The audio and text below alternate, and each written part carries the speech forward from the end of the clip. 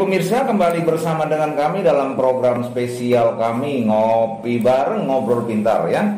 Hari ini hadir di studio ya salah satu sahabat kita, anggota DPRD Kota Probolinggo dari fraksi Gerindra. Beliau adalah Heri Poniman dari Komisi 3 ini kayaknya ya, sengaja kami undang ke studio. Kita mau bincang-bincang sedikit ya terkait kegiatannya seputar pembangunan di Kota Probolinggo. Ya, langsung kita menyapa narasumber kita yang sudah ada hadir bersama dengan saya di studio. Apa kabar Pak Heri Poniman? Alhamdulillah baik. Malam ini kayaknya agak gerges sedikit ini karena pakai jaket ini. Habis vaksin booster tadi. Oh, booster ya. Kita sebagai masyarakat atau warga yang baik, kita mengikuti anjuran dari pemerintah gitu ya, mengikuti vaksin 1, 2 hingga booster. Nah, mumpung Bapak Dewan sudah melakukannya vaksin booster, artinya mengingatkan untuk warga Probolinggo dan sekitarnya ya tetap mengikuti himbauan pemerintah, vaksin pertama, kedua dan ketiga dan booster tentunya guna ya mencegah penyebaran virus corona secara keseluruhan dan juga khususnya di Kota Probolinggo. Baik, Bapak Dewan, terima kasih sudah hadir di studio. Saya mau tanya sedikit dulu. Kemarin beberapa hari yang lalu ada kegiatan agenda apa ini di DPR? Kok agak seru-seru sedikit ini? Agenda kita di minggu-minggu ini memang rancangan KUAP PPAS. Rancangan KUAP PPAS itu apa? Sebelum menjadi KUAPS, pemerintah kota atau eksekutif itu sudah membuat rencana kerja kerja anggaran. Akhirnya terjadilah KUAPPAS. Nanti setelah KUAPPAS itu dibawa ke Dewan untuk mendapatkan kesepakatan antara Dewan dan eksekutif. Masih rancangan aja nanti. Rancangannya masih rancangan ini dilakukan oleh eksekutif sama Dewan. Iya, nanti tapi eksekutif datang sudah rancangannya sudah ada ini. Itu masih bisa berubah. Masih bisa berubah. Itu kan hanya rancangan itu, masih belum perdanya. Selama itu masih rancangan, saya kira itu masih bisa berubah. Gitu, masih bisa ya, ada peluang kayaknya. Baik. Pak Dewan, Pak Heri Poniman, ini Anda saya lihat beberapa hari ini jadi viral, trending topik di hampir seluruh media lokal di Kota Probolinggo bicara tentang Anda ini. Ada apa kok gebrak-gebrak meja ini? Saya sebagai wakil rakyat, terutama dapil saya, selalu masyarakat saya, pemilih saya itu berkeluh kesah mengenai Jalan Citarum. Jalan Citarum ya? Jalan Citarum itu lebarnya kalau nggak salah cuma 5 meter. Oh. Citarum itu 5 meter. Jadi kalau mobil berpapasan, truk sama mobil Brio aja, salah satu harus mengalah. Salah satu ya. Kalau mobil kecil sama mobil MPV biasa itu harus salah satu mengalah sudah. Karena pernah kejadian truk muatan material karena terlalu ke timur akhirnya dia amblas ya. Bukan amblas, guling ke sungai. Jadi pernah terjadi. Sudah pernah terjadi itu. Ya. Itu ya. Apa karena Jalan Citarum sekarang populasinya sudah mulai meningkat pesat ini sehingga harus terdesak atau bagaimana? Nah gini loh, tahun 2023 ini adalah sudah diumumkan sama Presiden kita bahwa 2023 adalah pemulihan ekonomi. Pemulihan ekonomi itu berarti kan kita harus pemulihan di sektor ekonomi itu apa? Berarti kan di tempat mereka pasar, toko-toko itu. Tapi juga jangan lupa pemulihan ekonomi itu juga ada untuk fasilitas perekonomian. Fasilitas perekonomian itu apa? Jalan. Karena gini, Jalan Citarum itu, kenapa Jalan Citarum saya minta dilebarkan? Karena Jalan Citarum adalah jalan alternatif. Para pedagang kalau subuh itu dari Kademangan mau ke pasar pasti lihat Jalan Citarum. dia enggan mau lewat jalan berantas karena di sana sudah berlalu lalang banyaknya mobil besar, kendaraan besar ya. Kendaraan besar sudah lewat berantas, terus sering rusak juga di sana gitu loh.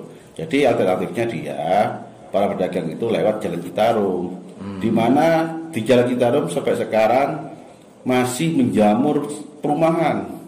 Memang di RT RW-nya Jalan Citarum adalah lahan kuning sana tuh. Artinya banyak perumahan di sana ya? Bisa, lahan kuning itu. Tapi fisiknya sementara yang kita pernah lihat itu jalan fasilitas yang dibuat oleh perumahan kayaknya jauh lebih besar daripada Jalan Citarum. Nah itu, sedangkan kita dari pemerintah sendiri mengupayakan bahwa pembukaan lahan untuk suatu perumahan, untuk pengembang, itu jalan harus lebar 6 meter. Citarum sendiri cuma 5 meter itu. Jadi lebih lebaran yang masuk ke perumahan ketimbang jalan utamanya Jalan Citarum itu. Belum lagi di sana sudah ada fasilitas umum baru, ada polsek di sana juga. Nah, dengan adanya polsek kan otomatis Jalan Citarum adalah jalan yang jalur padat nantinya itu. Kalau tidak mulai sekarang, kapan lagi? Sejak kapan ini masyarakat pemirsa tentunya dia harus dengar sendiri ngomong ini, Pak Heri Podiman coba mengajukan ini. Jadi Jalan Citarum itu untuk DED, untuk konsultan perencana itu sudah tahun 2019 direncanakan sama konsultan.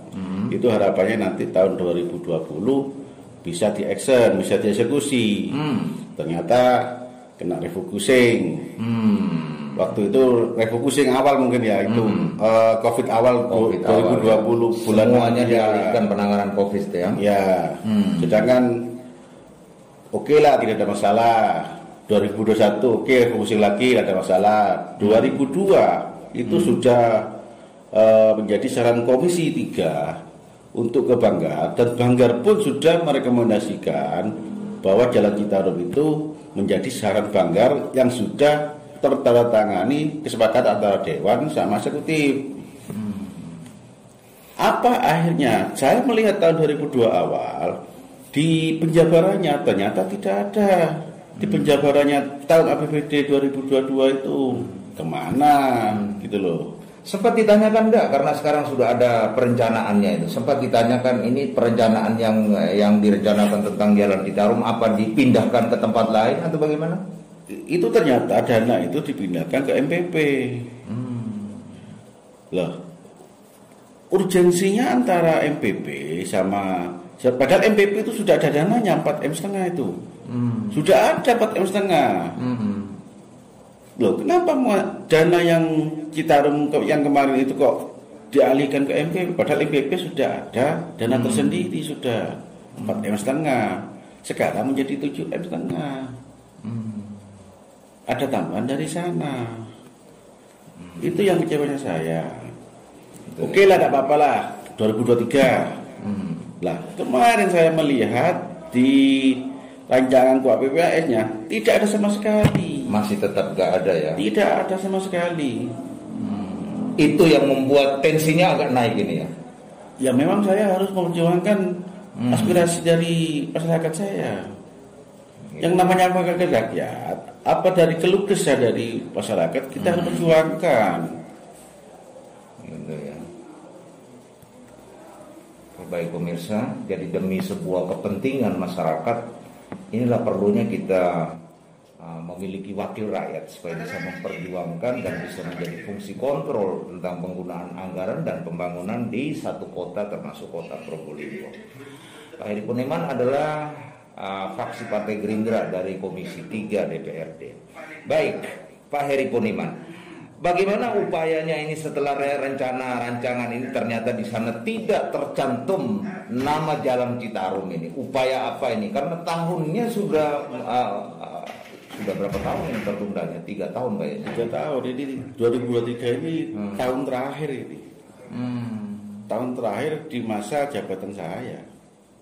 Gitu, kayak gitu. Karena kita kan sudah 2024 bulan 2 kita sudah pilek. Kalau enggak 2023 dilaksanakan mau tahun kapan lagi? Apa nunggu wali kota yang baru? Kan begitu. Sementara populasi jumlah penduduk dan pemukiman termasuk fasum di Jalan Citarum sudah sangat-sangat memadai ya.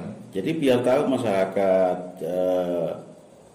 curah kritik sekitarnya bahwa saya sudah berusaha semaksimal mungkin untuk memperjuangkan Jalan Citarum. Selebihnya terserah eksekutif sudah. Berarti masyarakat bisa menilai eksekutif gimana sudah. Baik, Pak Heri Poniman, sedikit saja mungkin ada tambahan. Selain Jalan Citarum, ternyata juga ada sorotan tentang biaya operasional RSUD yang baru yang mungkin ada juga dalam rancangan yang kemarin. Nah itu karena saya lakukan aksi walkout kemarin, itu kan waktu kejadian itu saya di awal